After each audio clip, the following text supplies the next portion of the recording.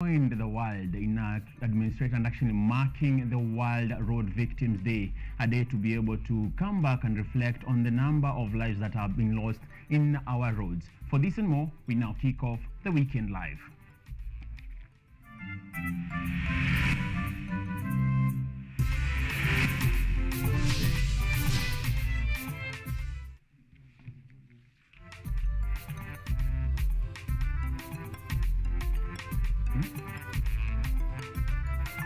Volume.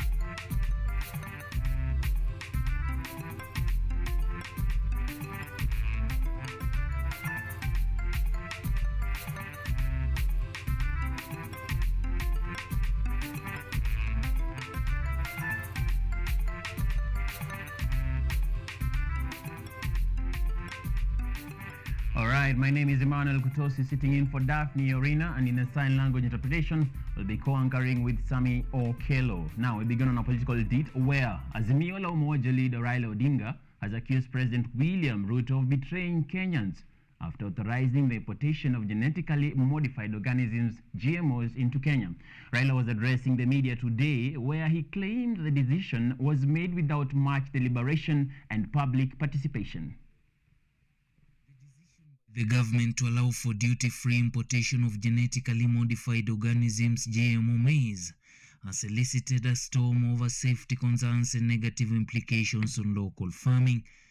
The government reviewed its lifting of a ban on genetically modified crops as part of mitigating the drought that has caused hunger in different parts of the country. Concerns were also raised over Cabinet Secretary Moses Kuria's controversial remarks on GMOs that had death remarks. Kuria publicly stated that 10 million duty-free GMO maize allowed to be imported can be added to the list of causes of death in Kenya, since by being in Kenya you are a candidate of death. We have so many things that can kill us in this country. Being in this country, you are a candidate for death. The opposition leader, Honorable Raila Odinga, now says giving a nod for the importation of GMO-infused foods will have a severe implications on the nation's agriculture. That the farmers' maize are going to lose the market when the market is going to be flooded by this GMO maize which is being imported in the country. He therefore demanded that President Ruto and the UDA regime should reverse their decision and engage in a robust debate on the matter, as well as have the trade CAs apologize to Kenyans. This move abandons our farmers, seeds, soils, and ecosystems to the benefit of foreigners and their companies. It's a betrayal of our country and our people. This matter must be subjected to proper public debate and approved by the people's representative in the National Assembly and the Senate. MPs from Azimio as well noted that farmers risk incurring major losses as the market would end up being flooded with the cheap imported maize. Israel Omwai, KUTV. Thank you, Israel Omoy, for that report. Now, tenants occupying a 5-story building located in Ruiru, Kiambu County were today in the noon hours forced to evacuate from the house following claims that their building was developing cracks and was beginning to sink. Residents say that huge cracks began appearing on the ground on the second and first floors at around 1 p.m., forcing them to rush out with their belongings. Kiambu Governor Kimani Wamatangi later arrived at the scene of the incidents, which is opposite the Ruiru police station, to oversee the emergency evacuations that saw tenants of neighboring buildings also vacate. The residential commercial flat had more than 200 occupants, who included police officers. This incident comes 3 days after a 6-story building under construction collapsed in Joyland areas of Ruaka, Kiambu County, occasioning 2 fatalities.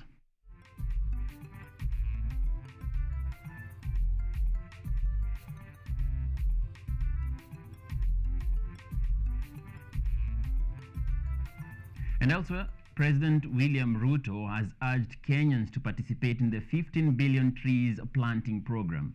Speaking today during a church service at Faith Evangelistic Ministry Church in Lang'ata, Nairobi County, Ruto says planting trees will be a measure to curb the ongoing drought caused by climate change.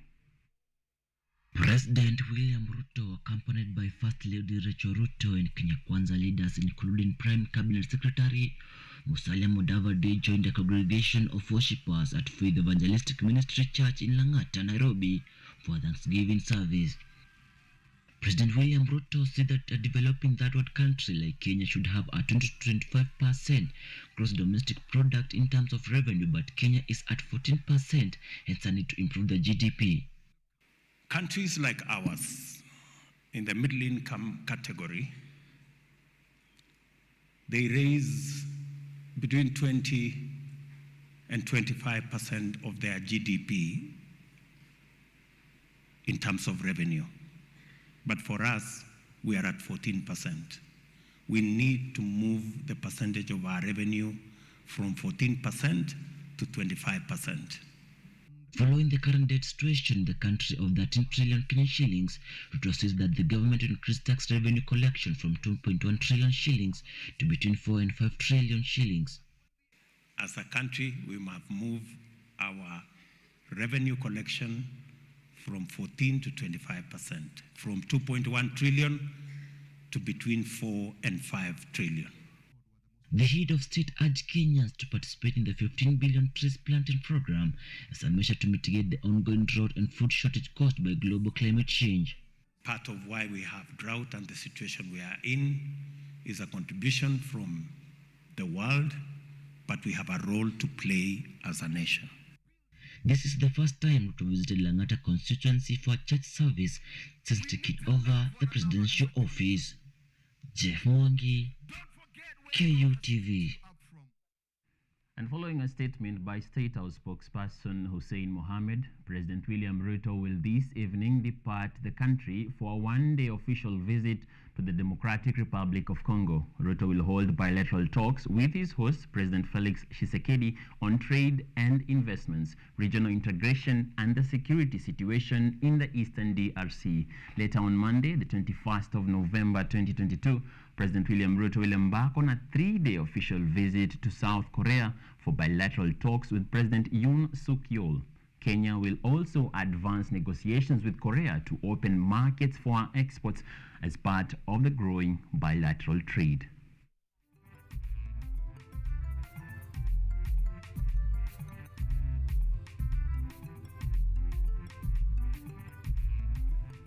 Deputy President Rigathi Gachagua has asked all Kenyans to support President William Ruto as he delivers on his election pledges to the nation. Speaking at a church service today at Mary Immaculate Catholic Church in Karatina, Nyeri County, Gachagua said it was only through national unity that the country will be able to realize development. He congratulated the president for reaching out to the coast leaders who were affiliated with the Azimio la Umoja One Kenya coalition to work with the Kenya Kwanza administration. They included Kilifi Governor Gideon Mung'aro as well as his Mombasa counterpart, among other ODM colleagues. Gachagua also noted that Kenya Kwanza has set a deadline of bringing all parties behind the President Ruto by the end of the year.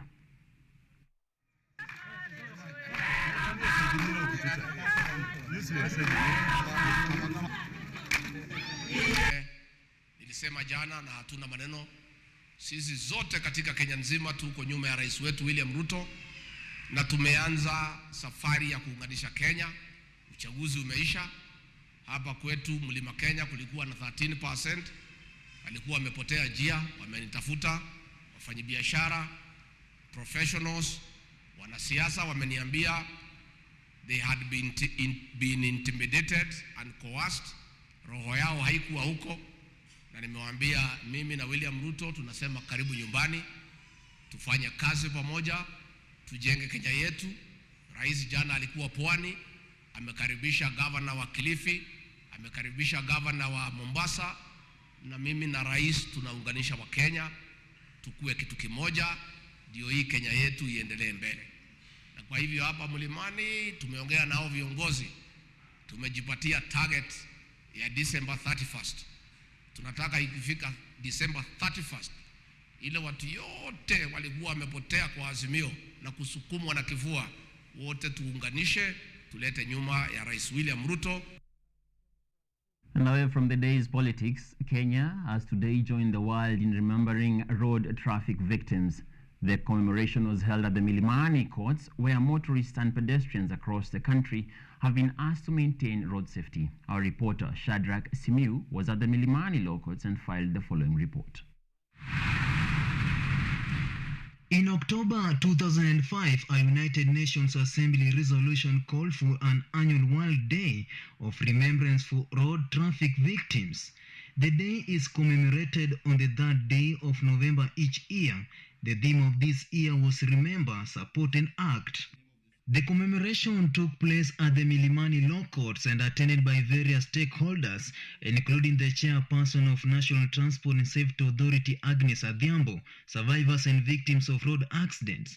We must all be alive to the fact that we all have a collective responsibility in keeping our roads safe. It is incumbent upon us all to play our individual roles in ensuring the safety of all road users and support victims and affected families. However, the survivors and victims of road accidents had difficult moments, explaining what they went through and how they lost their loved ones under circumstances that could be avoided, with some being left disabled. Kama ni area police was said someone representative. If they don't have a representative, me I will volunteer myself and come and talk there. This is what is eating us. We were taken to Boy Hospital. Of course, I had injured my spine. I had ruptured my intestines. At the scene, I wasn't lucky like we saw from St. John's that there was an ambulance 5 minutes away. According to the statistics conducted on November by NTSA, 18,474 accident cases have been reported since the beginning of the year, as other 4,103 being fatal. This represents an increase of 4% compared with the data of the previous year. As at 17th November, we have recorded 18,474 crash victims, of which 4,103 were fatal. 8,371 were serious injuries, while 6,000 were slight injuries. On the other hand, NTSA has denied claims of not taking appropriate actions to curb the issue, with Agnes Adhiambo reiterating that the authority has already put up measures to reduce the cases of road accidents. We are conducting road safety audits in collaboration with other road agencies to inform safe road designs and construction. As the world remembers victims of road accidents, NTSA is calling upon drivers to maintain road safety as we approach the festive season. Shadrach Simiu, KUTV, Nairobi. Properly executed right there, Shadrach Simiu. Thank you for that report that reveals the worrying statistics of the road carnage, even as we jot into the festive season. Indeed, there is a need to be careful on our roads as we travel up country and back. Now, still on the same beat, long-distance drivers will be monitored all the way from Mombasa to Malaba, courtesy of technology that is proving to be the only way to curb road carnage in the country. This according to various road safety stakeholders and agents who gathered in Mombasa to launch this live CCTV monitoring of the trucks and bus drivers that ply the long-distance routes. In October 2005, a United Nations Assembly resolution called for an annual World Day of Remembrance for Road Traffic Victims. The day is commemorated on the 3rd day of November each year. The theme of this year was Remember, Support and Act.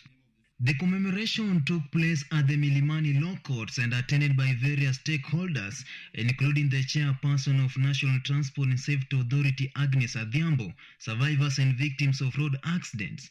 We must all be alive to the fact that we all have a collective responsibility in keeping our roads safe. It is incumbent upon us all to play our individual roles in ensuring the safety of all road users and support victims and affected families.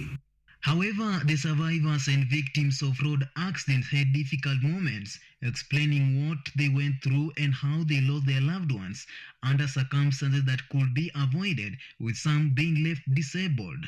Kama ni area police was said someone representative. If they don't have a representative, me I will volunteer myself and come and talk there. This is what is eating us. We were taken to Boy Hospital. Of course, I had injured my spine. I had ruptured my intestines. At the scene, I wasn't lucky like we saw from St. John's that there was an ambulance 5 minutes away. According to the statistics conducted on November by NTSA, 18,474 accident cases have been reported since the beginning of the year, as other 4,103 being fatal. This represents an increase of 4% compared with the data of the previous year.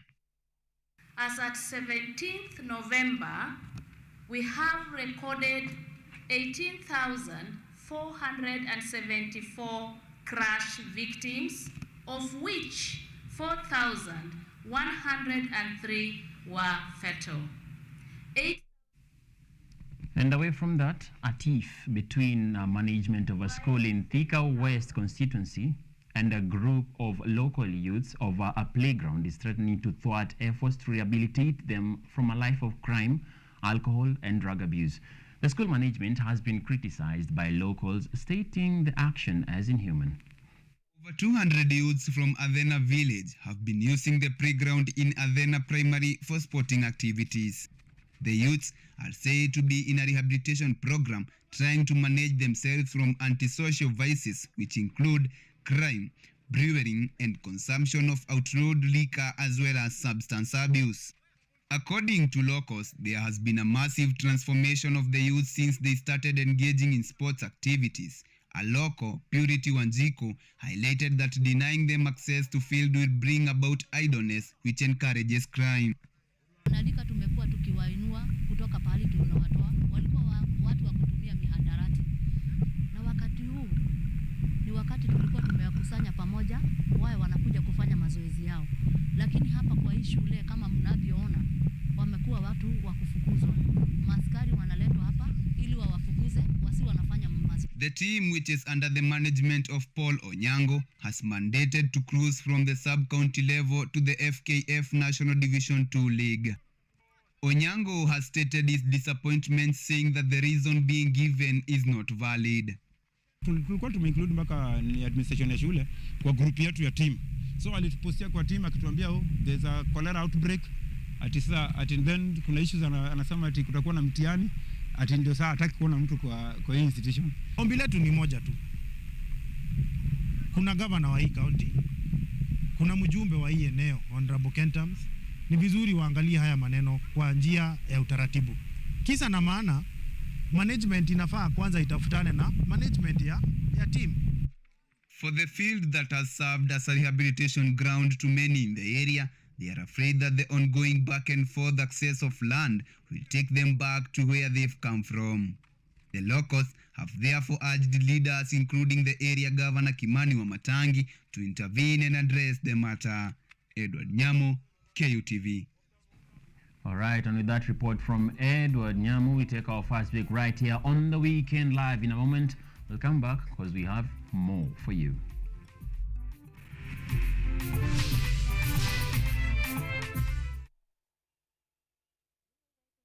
Vera Beauty and Fashion College is focused on being the leading technical and vocational training institute in the region. Our team possesses in-depth knowledge and extensive experience in the industry, offering thorough training in cosmetology, hairdressing, interior design, creative arts, training of trainers, nail technology, and fashion design, with branches in Nairobi, Thika, Meru, Eldoret, and now In Mombasa, our courses ensure that learners are completely equipped with knowledge, competency, and employability skills. Enroll today to be a part of a center of excellence. I agree with you that there is that aspect that longevity in power could lead to aspect of dictatorship, which will kill a country or which will kill a nation. Like we can have the example of Mobutu Sese Seko and the other people who have been in power for too long. Here in Nigeria, I think had something of the sort. For Zimbabwe's.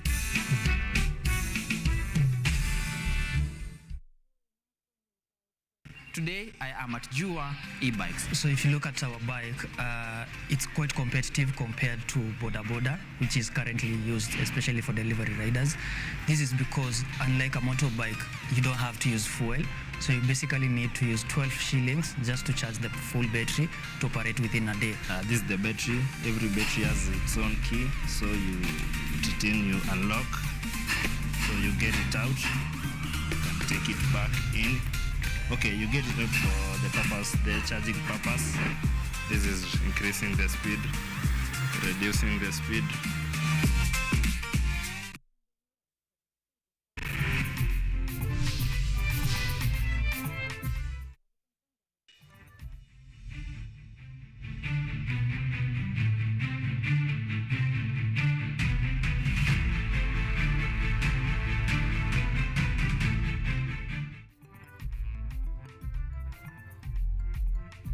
Welcome back to the broadcast. Now we go into the agricultural arena, where the government plans to initiate a major irrigation project in Yala Swamp, Siaya County, in an effort to boost food security in the region. This according to Cabinet Secretary for Information and Communication and Digital Economy, Eliud Olwalo, when he presided over an exercise of food distribution in Gem and Bondo counties. In a bid to boost food security and create job opportunities in the Lake region, the government will initiate a major irrigation project in Yala Swamp, Siaya County. Cabinet Secretary for Information, Communication and the Digital Economy, Eliud Olwalo, said this during a food distribution exercise in Gem and Bondo sub-counties. The first project that the president assented to in cabinet was a major training facility for fishermen in Kisumu. That is just but the beginning. We are going to implement all the economic projects that we identified in the economic charters county by county. Here in Siaya, we will ensure that there is a major irrigation project along the swamp of River Yala. Apart from irrigation, the government further plans to put up fish processing plants along the Lake Victoria beaches to create jobs for the locals. We will ensure that there is value addition to agriculture so that farmers can benefit by way of value addition in agricultural processes, not just to create jobs, but also to enable Kenyans earn livelihood so that they can take their young boys and girls to school. The locals have, however, been encouraged to engage in agricultural businesses such as fish farming. Farmers have also been encouraged in value addition as one of the ways to increase employment in the area.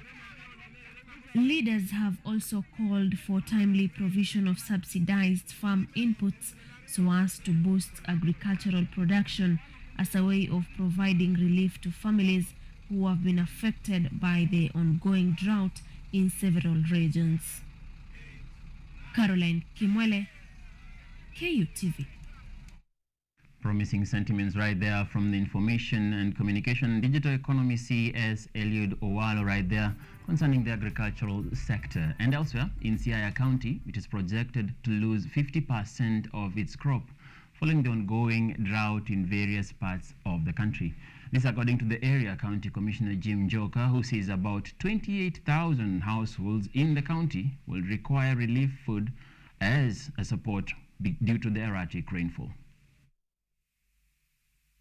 Households in Siaya County, one of the counties affected by the ongoing drought, are likely to face starvation due to the late short rains. The county could lose 50% of its crop due to the drought, which will put it in need of relief food support from the government and donors. Speaking during relief food distribution at Rarieda and Ugenya constituencies, Siaya County Commissioner Jim Joka said that the county will lose 50% of its crop, adding that the ongoing short rains that have been pounding the region in the last few days came in late when the crops had withered. Sisi hapa Siaya short rains tumekuwa tukipokea, lakini inaonekana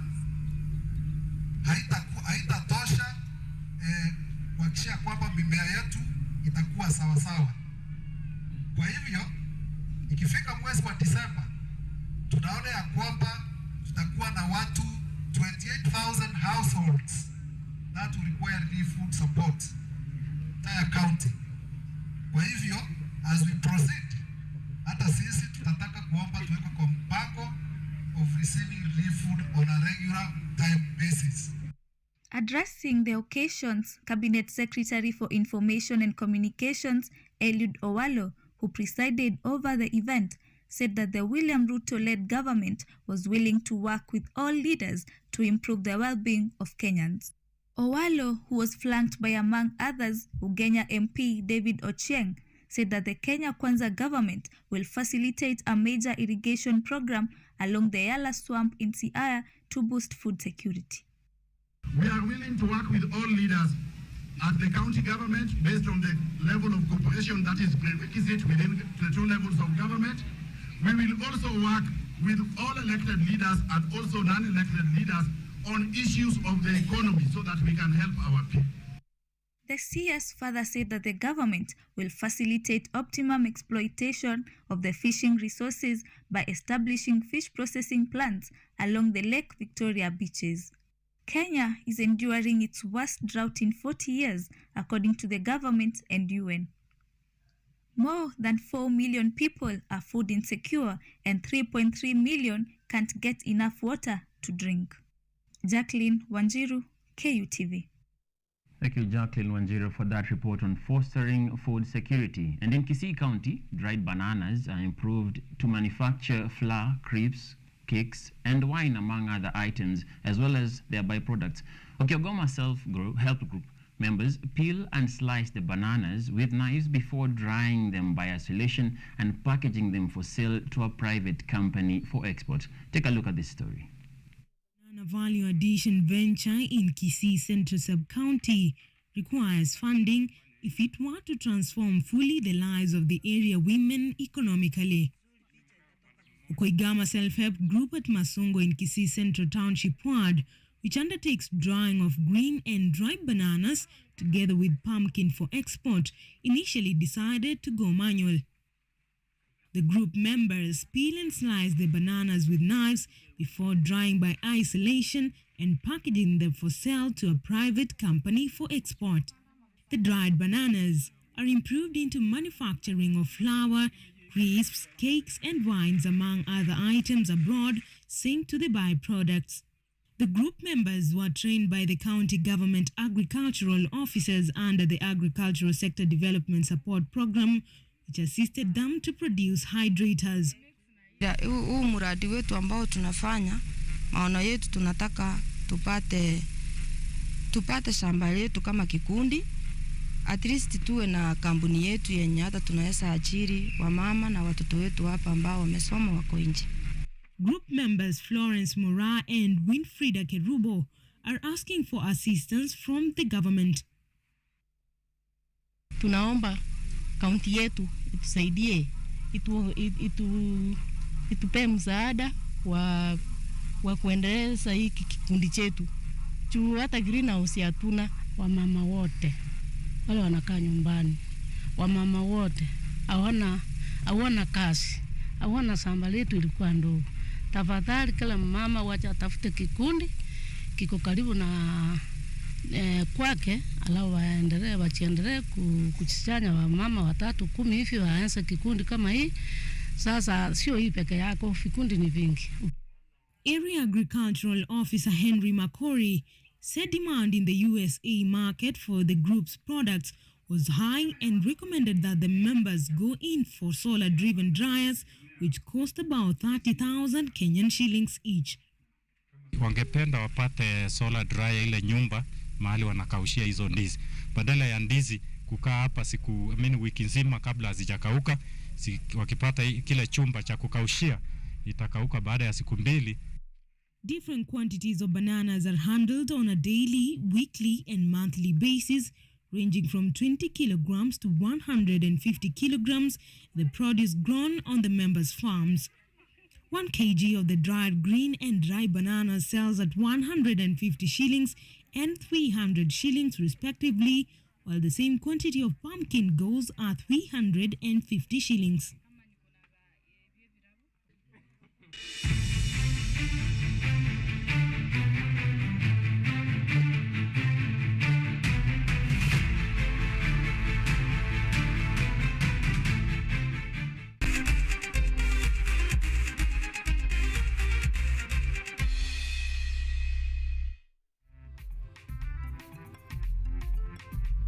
All right, we now stream into the sporting arena where a lot is happening, but locally, coast-based Fidel Wasika carded 45 Stableford points to emerge the overall winner of the Kenya Ports Authority 2022 Corporate Golf Tournament that closed its curtains after the fourth and final circuit of the tourney played at the Nyali Par 71 Nyali Golf Club and in Mombasa yesterday. Now, in the ladies category, handicap 26, Jane Githere emerged the winner with a score of 41 points, beating handicap 17, Christine Okoch to the runners-up slot with a 2 points difference. An estimated 252 golfers from the home club and across the country attended the day-long 18-hole Stableford tournament sponsored by the Kenya Ports Authority.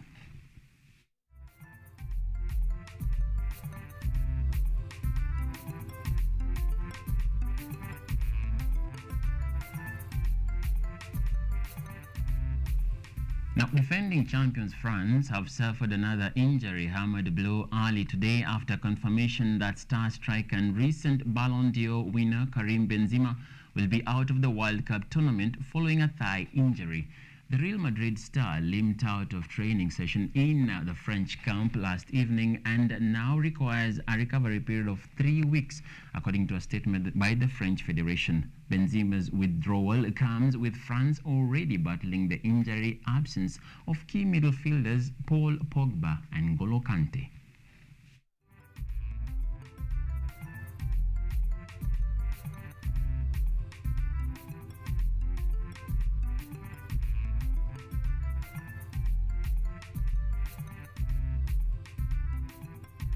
Speaking of the World Cup, the 22nd edition of the FIFA World Cup has already kicked off in Qatar at Al Bast Stadium in Akko. Now, Ecuador has been able to thrash the host Qatar 2-0 in the first game of the tournament. Years have narrowed down to months, to weeks, to days, and the day has finally arrived. A historical day in the Middle East, which is hosting the FIFA World Cup for the very first time since the tournament's inauguration in Uruguay in 1930. 32 teams which qualified for the tournament have already set foot in Qatar in a bid to participate in the race to clinch the world's most coveted soccer title and a 4-year champion's crown.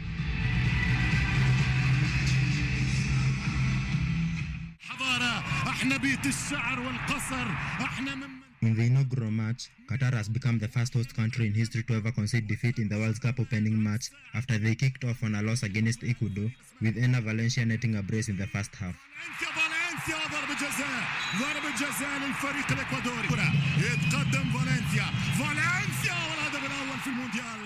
A series of group stage matches will then follow to determine the first and second positions per group, which will proceed to the round of 16. Groups A and B are expected to play their first matches tomorrow, with Senegal facing Netherlands, England locking horns with Iran, and Wales meeting USA. John Wahome reporting for sports at KUTV.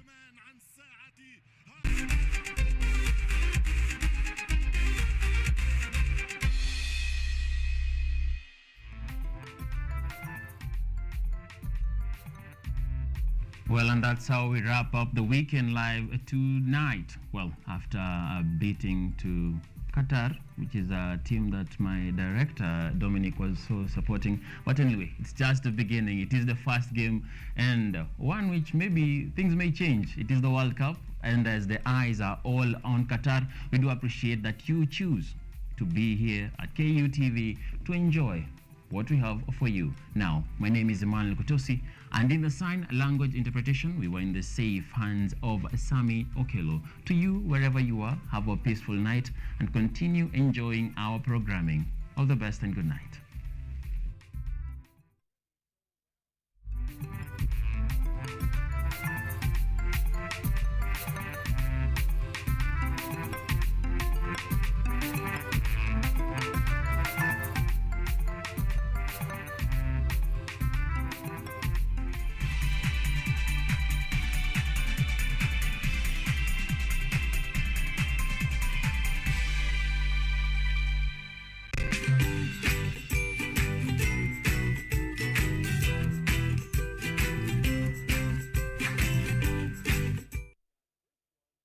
Vera Beauty and Fashion College is focused on being the leading technical and vocational training institute in the region.